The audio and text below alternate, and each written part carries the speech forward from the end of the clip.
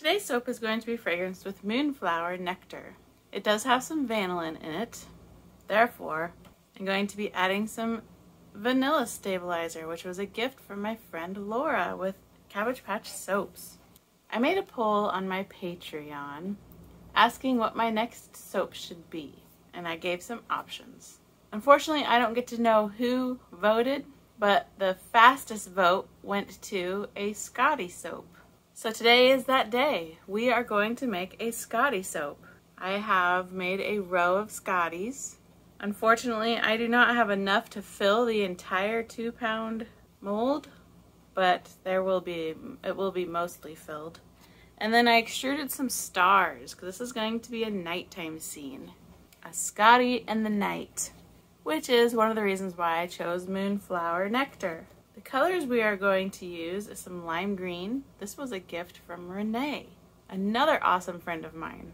Black sea blue and electric violet. There will also be some activated charcoal because it's going to be night. Then I am planning to sprinkle the top with some Dead Sea salt, kind of like for some stars or something. And then as normal, there's going to be kale and clay in this batch. And there's going to be sugar. This is powdered sugar. Let's hope this turns out and doesn't turn too brown. First thing that I want to do here is add our fragrance oil, which also includes the kale and clay and sugar and the vanillin stabilizer. And wow, I gotta tell ya, this is one of my new favorite smells. This smells amazing. I don't even know how to describe it. I'll have to get the notes for the end of the video, which I will. I'll put those up at the end. It's unfortunate that it's got vanillin in it. And I'm going to go ahead and add all of this Black Sea mica.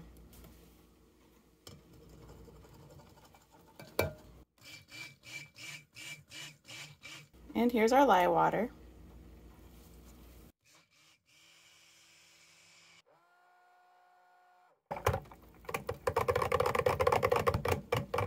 And it looks like it is accelerating. That's not what I wanted to see. Well, first of all, my first layer, I do have some soap shreds in here. Let's see if that's enough. Yep, maybe. Well, might not be. Maybe a little bit more.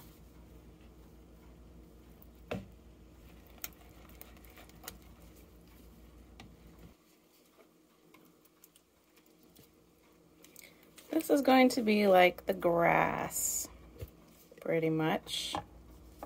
Maybe you could have figured that one out by the color I chose.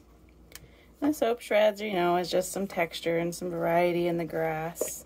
I don't think I'm going to get my look that I'm wanting to go for because maybe I just missed it, but I did not read that this accelerated at all. So nobody said that it didn't accelerate, but nobody said that it did accelerate. So that's where I'm at. The Scotties are next.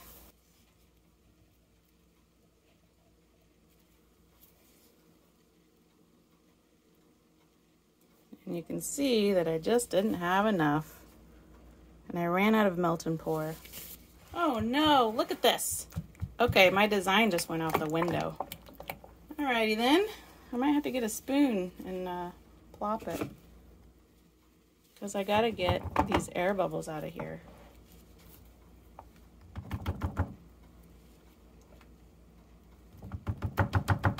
I was wanting to do an ombre, but clearly an ombre is not going to happen. Let's put some in here. Maybe I can get like a swirl in there. Maybe I'll get a chopstick and start swirling it.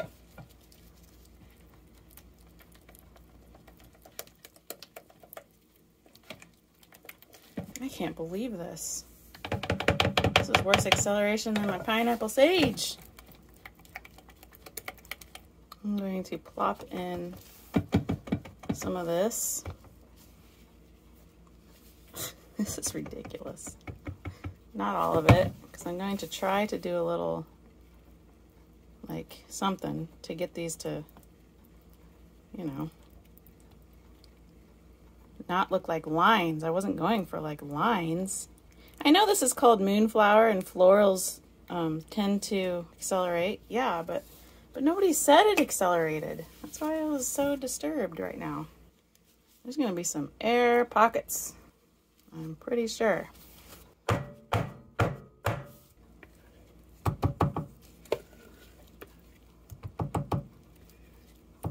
Check out my ombre, guys. This couldn't have gone, I mean, I guess it could have been worse. It could have been the thing where the soap literally can't, like, starts crumbling. At least it's not crumbling. It's such a shame because this smells so good. I can't believe how good this fragrance smells. There's gonna be a crazy looking sky for this Scottie to hang out in.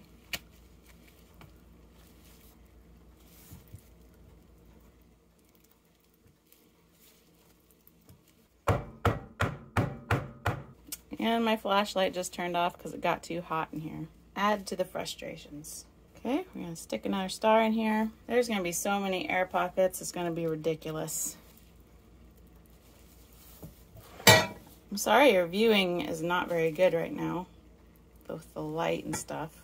My Black Sea, or whatever that mica was called, turned pretty green, didn't it? That kind of also added to the weirdness of my soap. A lot of weirdness going on. Oh good, our light turned back on. Now you can see it. I don't know what I'm gonna do. I'm gonna do this. Still wanted to add some Dead Sea salt. Should I try it? See, my jar is a little overflowing.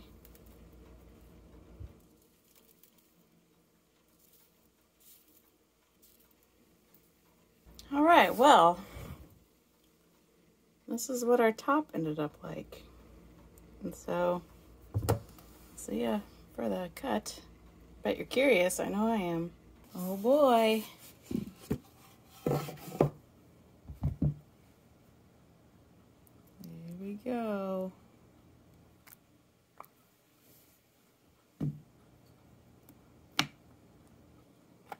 It's kind of soft still. I might be jumping the gun a little bit, but not too bad. You can see it is soft. We're gonna cut it anyway. Ready for this? Okay, so I am currently going to be searching for the first part of the Scottie, because remember, I didn't go all the way to the edge, and so there's areas missing. Well, that's really cool looking. A lot of green, a lot more green than this is supposed to be blue. So there's that. This piece might be used for filling in holes. We'll see how bad it is. I'm mostly concerned about the Scottie because I didn't press him down like I should have. I should have pressed him into the grass, so I think there's going to be a big gaping hole under his body. Oh, we reached our first Scottie, and wow, I love it.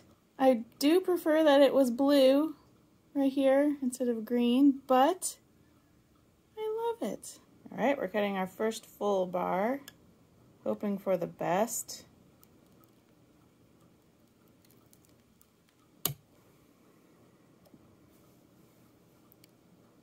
Oh, wow. There's a tiny hole by his ear, which is an area that I did not expect there to be a hole.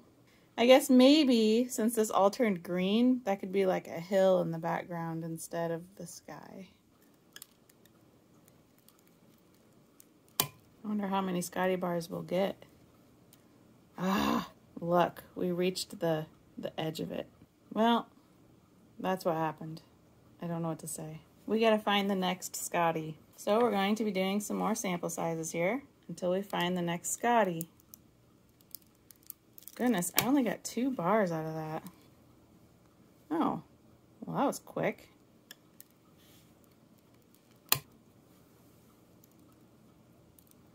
Ooh, look at that. You see where the mica didn't get mixed in as well? But that's beautiful. I like that. You can see my stars has a little bit of a gap here. That felt a little too easy. I think I missed the Scottie again. Yep. Well, at least there's not a piece of a Scottie on the back. So I'm happy about that. We get to have another one with an awesome purple thing in it. Okay, now like before, searching for the next Scottie.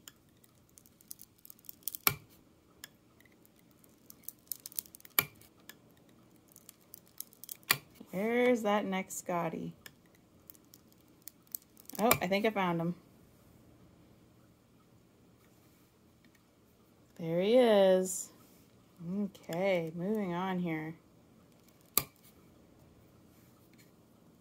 Oh, we got a little work to do on this one here.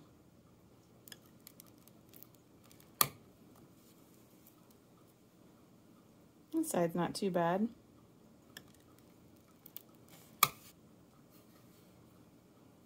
Got a little filling to do in this one. Well, I actually expected the air pockets to be much, much worse.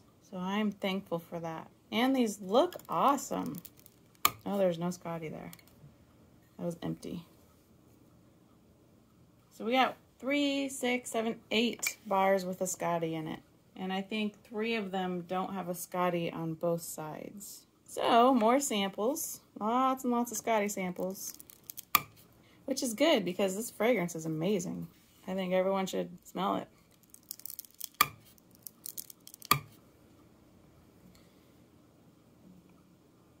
Very neat. So how does one fill in gaps like this?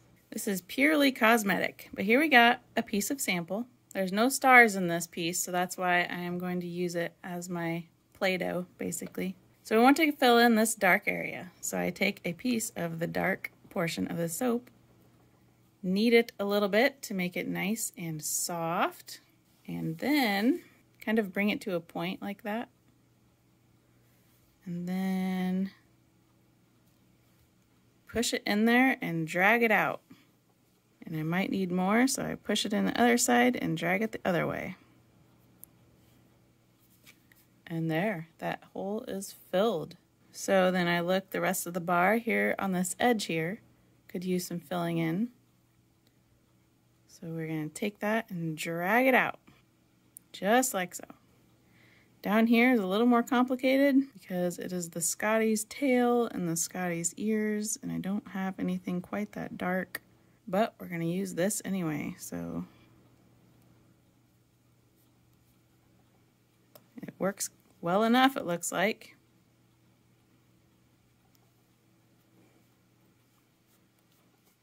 And then you just kind of try to blend it all back together. Well, here we got little holes here.